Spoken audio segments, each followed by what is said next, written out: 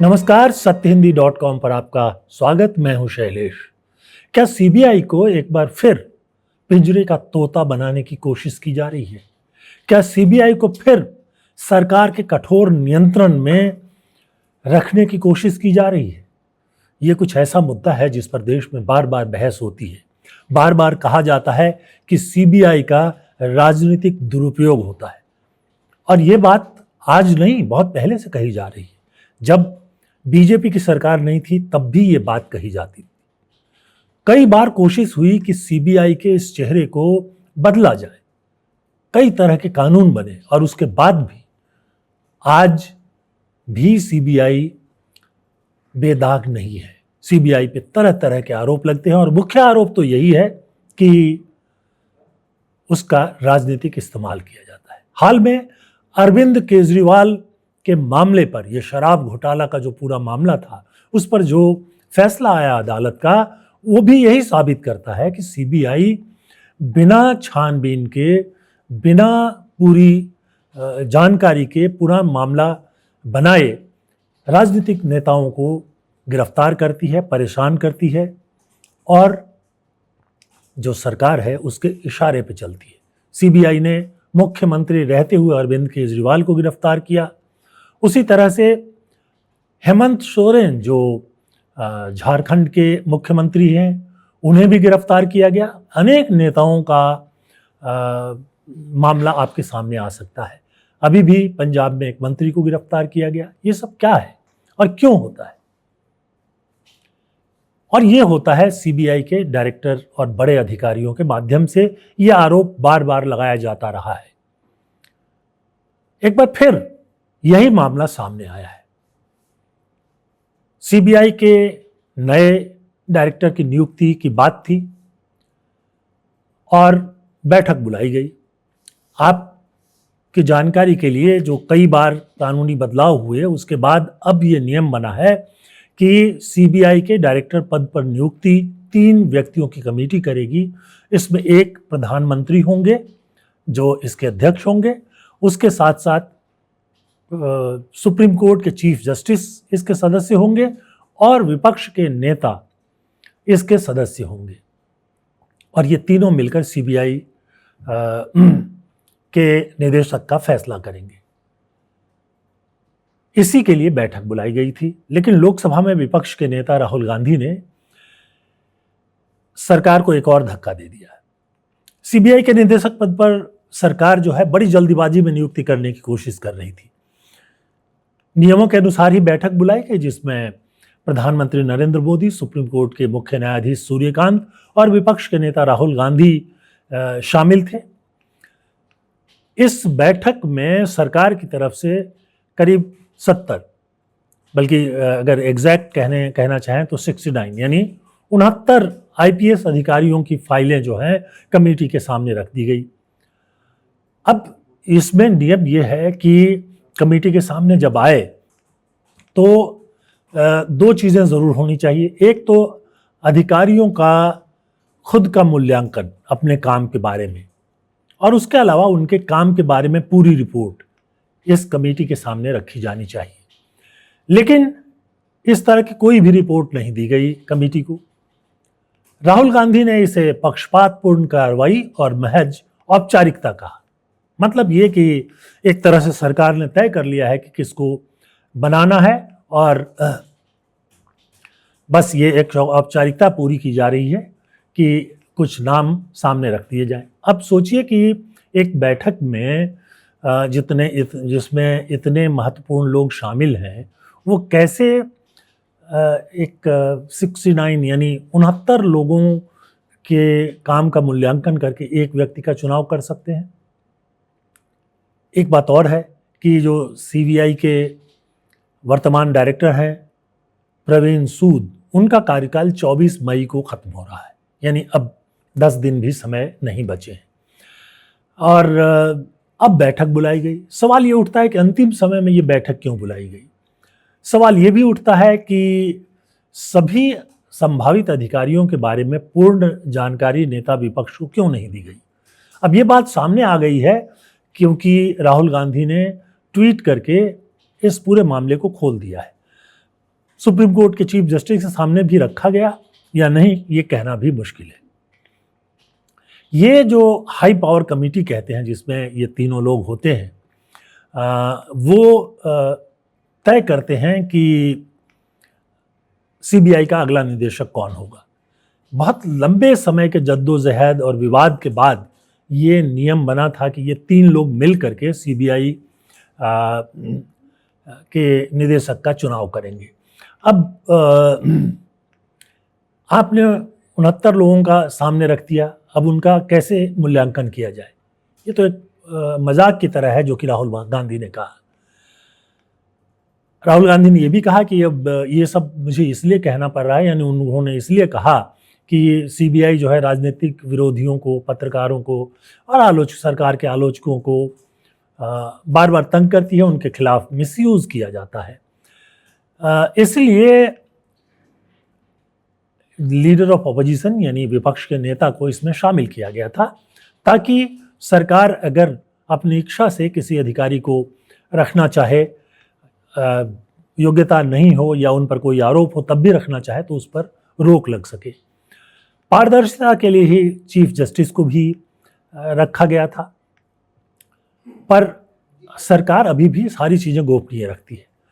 मई 25 में और उसके पहले अक्टूबर 25 में भी जो है नेता विपक्ष ने यानी राहुल गांधी ने अपनी आपत्ति रखी थी, और जाहिर है कि चूंकि ये सब चीज़ें नहीं थी तो ये बैठक जो है कुछ मिनटों में ख़त्म हो गई और राहुल गांधी जी ने जो नाम पर चर्चा होनी थी उसमें भाग नहीं लिया।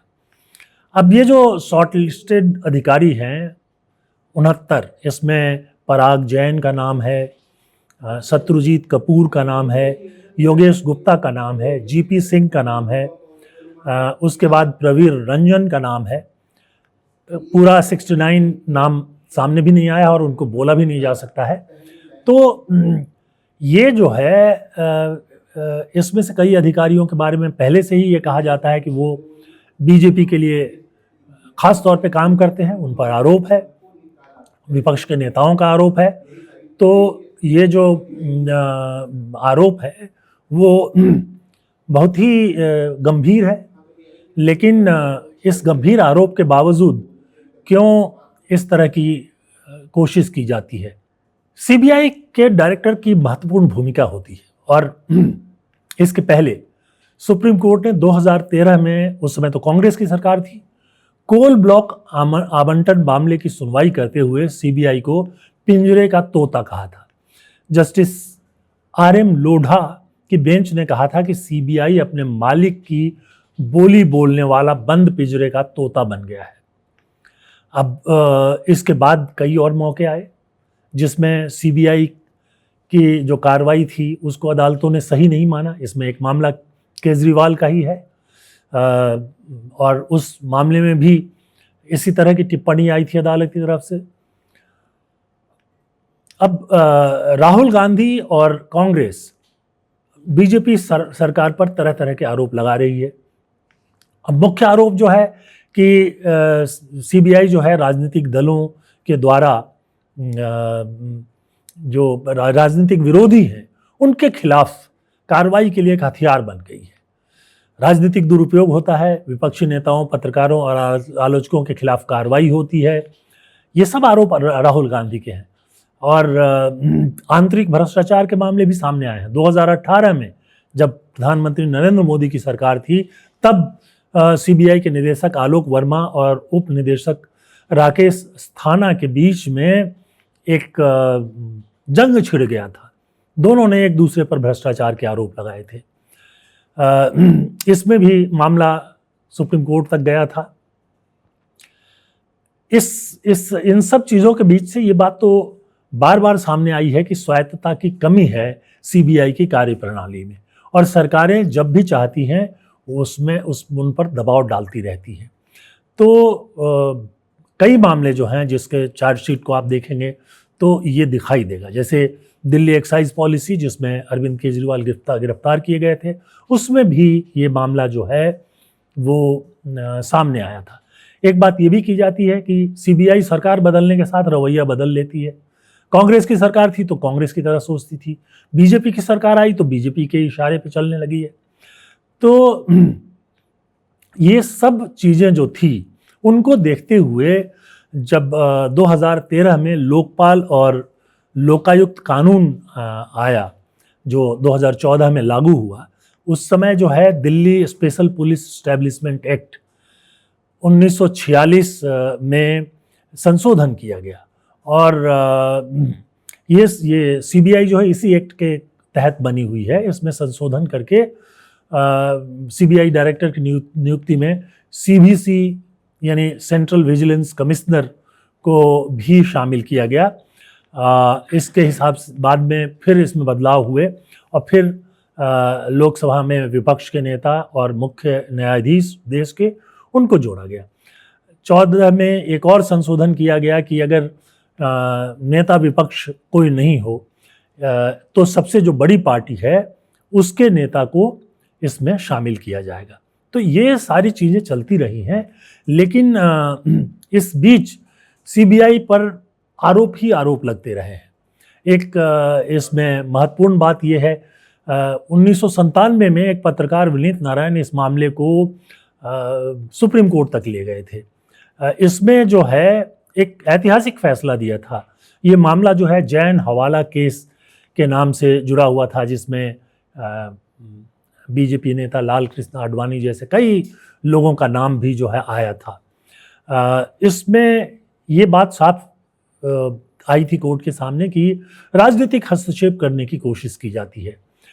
अब ये जो मामला था वो ये था कि 1991 में दिल्ली में एक आतंकवादी अशफाक हुसैन लोन को गिरफ्तार किया गया। वहाँ से सुराग मिला कि एसके जैन जो हैं वो हवाला के जरिए उसके पैसों की लेन देन करते हैं। जैन के यहाँ छापा पड़ा तो उनके यहाँ एक डायरी मिली, तो उसमें जो है कई नेताओं, मंत्रियों, नौकरशाहों और प्रभावशाली लोगों के नाम थे जिन्हें जैन हवाला मामला कहा गया। इसमें इनको हवाला के जरिए पैसे दिए गए थे। अब इससे ठीक से इसमें जांच हुई, लेकिन जो जांच हुई उस पर अदालत ने सवाल उठाए और इसी मामले में 1993 में विनीत नारायण ने एक याचिका दायर की थी और इसमें जो उच्च पद पर रहने वाले लोगों के खिलाफ राजनीतिक दबाव का इस्तेमाल होता है उसको उठाया गया था। उसके बाद कई बार ये मामला उच्च न्यायालय तक आया। 18 दिसंबर 97 को फैसला आया जिसमें मुख्य न्यायाधीश जस्टिस JS वर्मा की बेंच का ये फैसला था और इसमें जो डायरेक्टिव्स थे कई उसको तो अवैध घोषित कर दिया।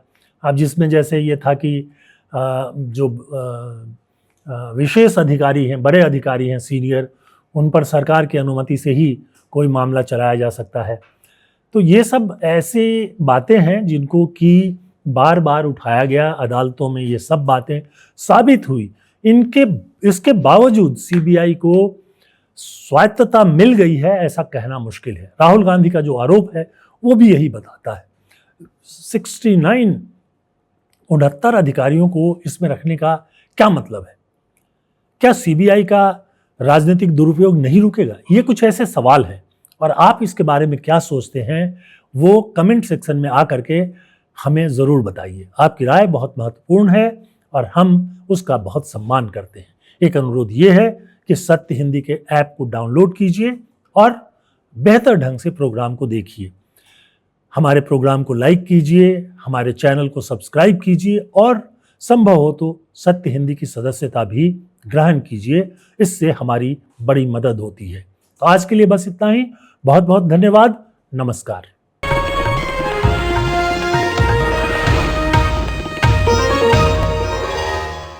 Copyright disclaimer under Section 107 of the Copyright Act 1976. Allowance is made for fair use for purposes such as criticism, comment, news reporting, scholarship, and research. Fair use is a use permitted by copyright statute that might otherwise be infringing.